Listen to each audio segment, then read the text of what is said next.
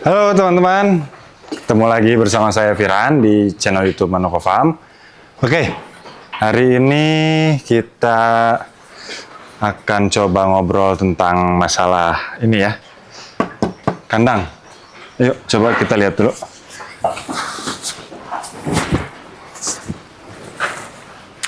Nah, jadi teman-teman, hari ini kita coba sedikit membahas tentang kandang ya.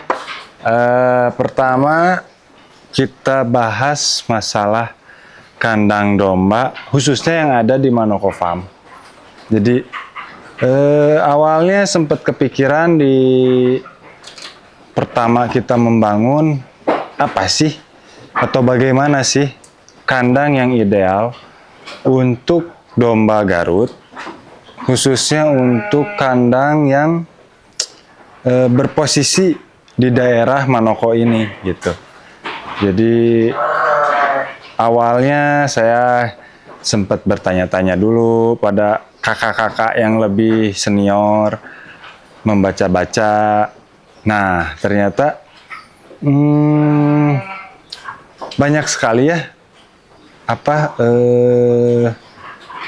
pilihan-pilihan atau macam-macam dari ukuran bahkan jenis kandang domba gitu. Jadi pada akhirnya saya mencoba membuat kandang di Manoko Farm ini sampai 3 kali proses pengrajin, 3 kali pengrajin di sini tuh. Jadi berdasarkan hasil percobaan, keuntungan dan kekurangannya begitu. Jadi di Manoko Farm ini sempat berganti pengrajin dan model-model kandang dombanya itu sendiri. Nah, untuk sekarang kita membahas dulu tentang kandang yang ini apa ya? Kalau saya di sini nyebutnya kandang semi koloni. Karena kandang ini kandang semi koloni yang bisa disekat. Nah, jadi ini tuh bisa disekat. Bisa jadi per ekor, yang dimana setelah disekat itu ini bisa dipakai oleh domba yang sedang hamil atau domba yang sedang menyusui begitu. Nah, ini tuh dari sepanjang kandang ini bisa dicabut juga sekatnya.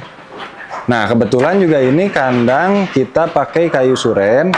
Nah, ini kita bikin sendiri di sini. Kelebihannya kita kalau dari bikin sendiri itu ya, kayu terbilang cukup kuat. Lalu untuk desain dan penempatan atau tata letak kayunya yang kadang-kadang di awal tuh gini, menurut saya itu kandang tata letak kayunya bagus, estetik, namun secara fungsi juga kadang-kadang tidak tepat begitu teman-teman. Nah, nih barangkali untuk teman-teman yang paham tentang konstruksi atau tata cara pembuatan kandang domba, sangat boleh untuk dikomen. Terus untuk para desainer muda, desain interior berarti ya, apakah ada gitu pembahasan tentang pembuatan kandang domba atau idealnya seperti apa gitu. Nah, kalau misalkan ada, bolehlah nanti kita sharing-sharing gitu ya. Lalu lanjut lagi ke pembahasan kandang yang ini. Ini ada salah satu kekurangan atau bisa dibilang juga suatu pembelajaran gitu, karena kalau kita nyebut gagal, janganlah ya. Harus terus bertahap menuju kesempurnaan meskipun tidak ada yang namanya sempurna begitu. Jadi gini teman-teman, kekurangannya di kandang ini kita tuh salah di lebar atau ruang untuk alas pakannya teman-teman. Jadi si tempat makannya ini terlalu sempit gitu, tapi ada beberapa keuntungan juga. Kenapa kandang ini bisa disekat per ekor? Nah, setelah adanya penyekatan kandang dan diisi dengan 1 ekor domba hamil atau sedang menyusui, ini masih cukup untuk kapasitas domba 1 ekor atau sampai 3 ekor dalam 1 kandang. Cuman beberapa dari domba yang ada di sini juga kadang-kadang dia melakukan hal yang agak-agak unik juga. Dia mengacak-ngacak makanannya, jadi karena ini kurang tinggi, keluar makanannya teman-teman. Nah, itu salah satu kekurangannya juga. Begitu, mungkin kedepannya kita dari kandang ini terus memperbaiki lagi gitu. Oke.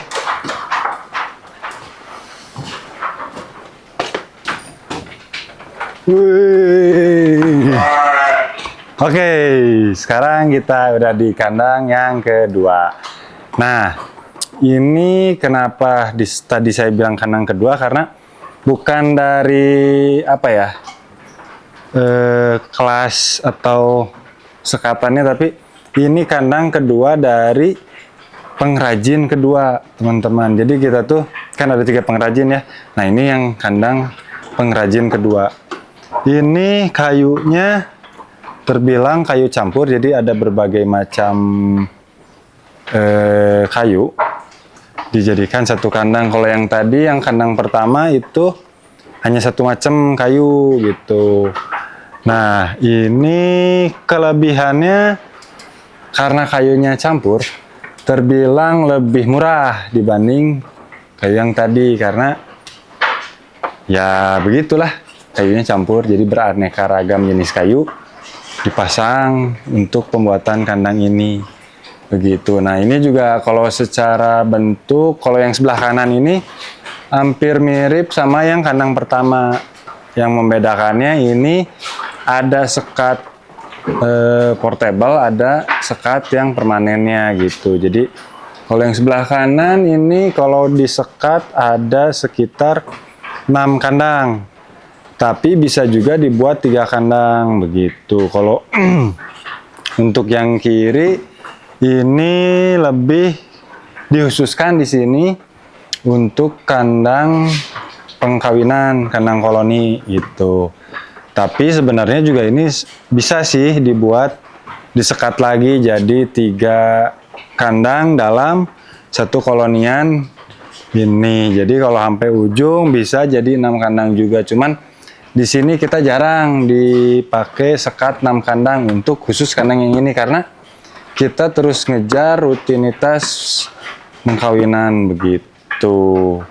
Terus untuk kelebihannya ini lebih luas sih, karena kalau kelebihan dari kandang ini lagi ukurannya ya lebih lebar gitu, lebih panjang.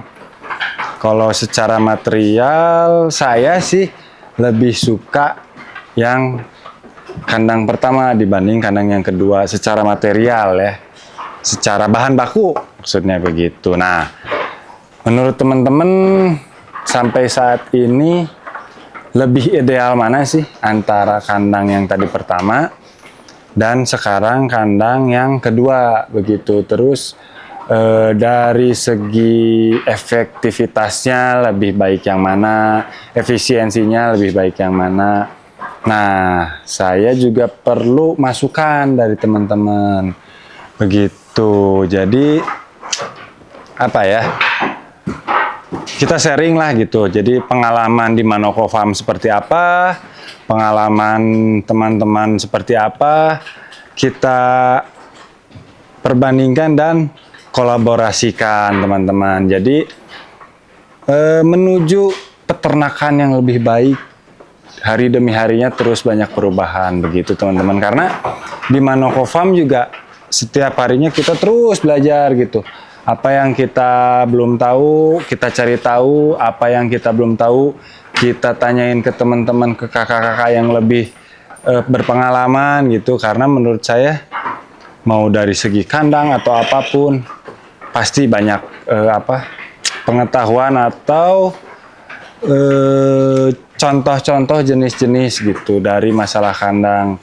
Karena setelah bertanya-tanya juga jarang sih ada patokan kandang yang seharusnya tuh seperti apa. Karena idealnya juga pernah saya ngobrol, dalam keidealan suatu kandang itu gimana lokasi juga ternyata teman-teman, dan gimana domba apa yang mau diisi.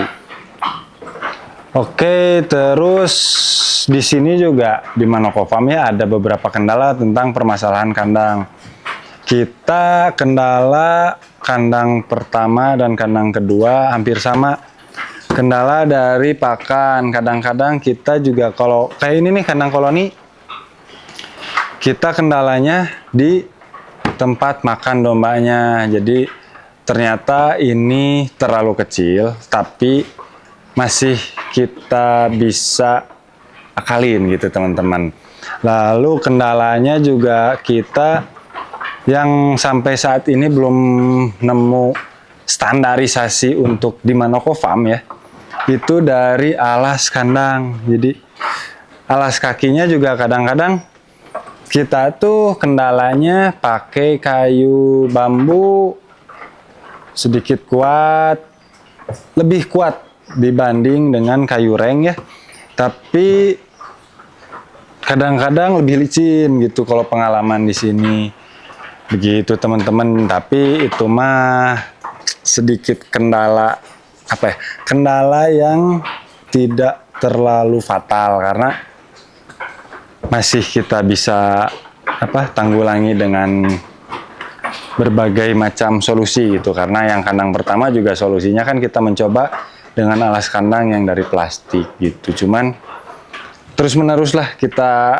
lihat apa kendalanya, apa yang lebih baiknya, kita ambil yang pasti yang lebih baiknya. Tapi untuk sementara di sini kita masih pakai semua, ada yang pakai bambu, ada yang pakai reng, ada yang pakai plastik begitu. Oke, teman-teman, sekarang kita lanjut ke kandang yang ketiga ya. Nah, ini kandang pengrajin yang terakhir karena kita baru bikin sampai situ dulu kandangnya. Mudah-mudahan kedepannya kita nambah lagi kandang. Ayo, let's go, teman-teman.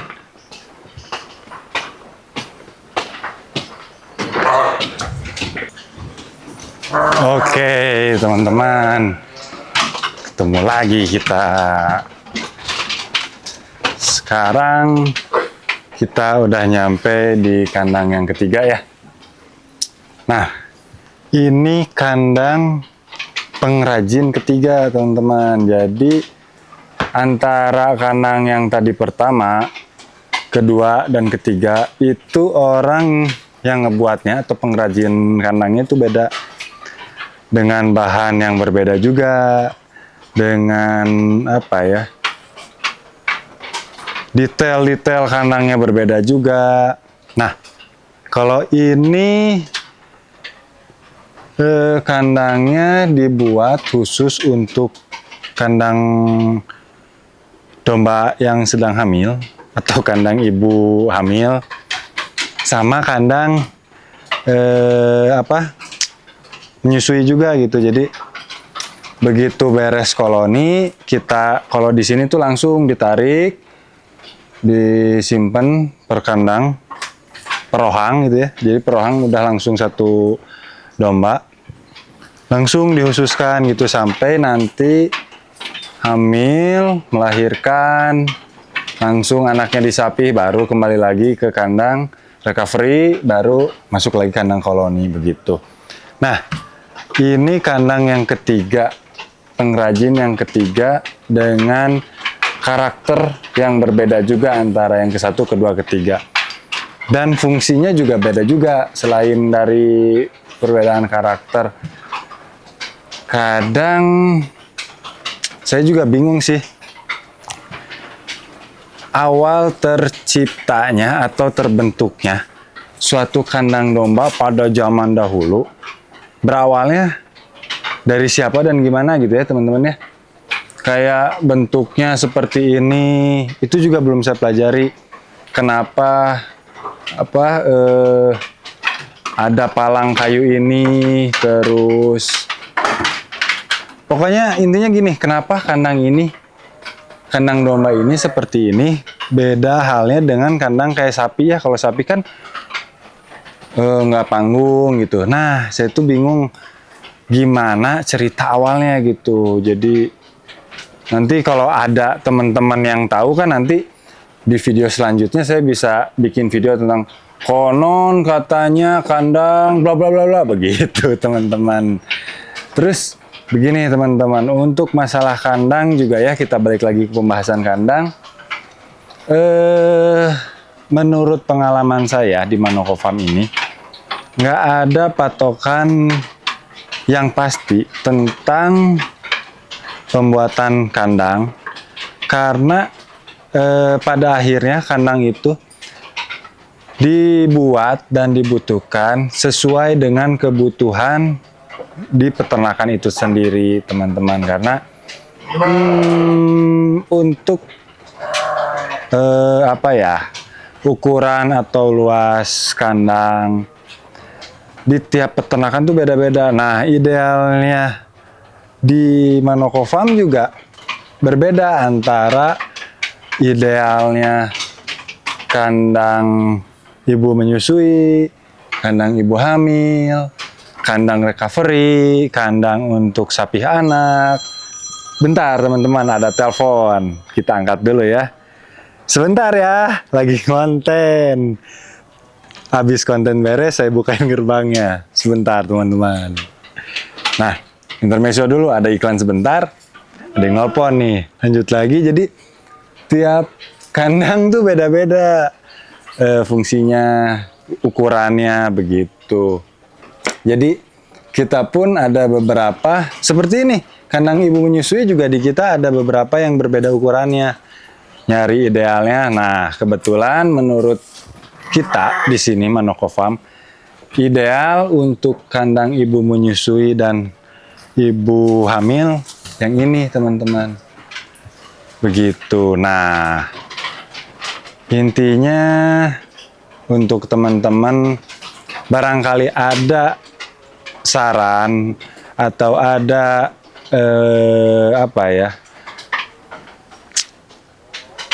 ada saran, ada sanggahan tentang kandang yang ada di Manoko Farm, sangat boleh untuk dikomen atau kita main ke kandang Manoko Farm, kita sharing bareng-bareng secara langsung gitu.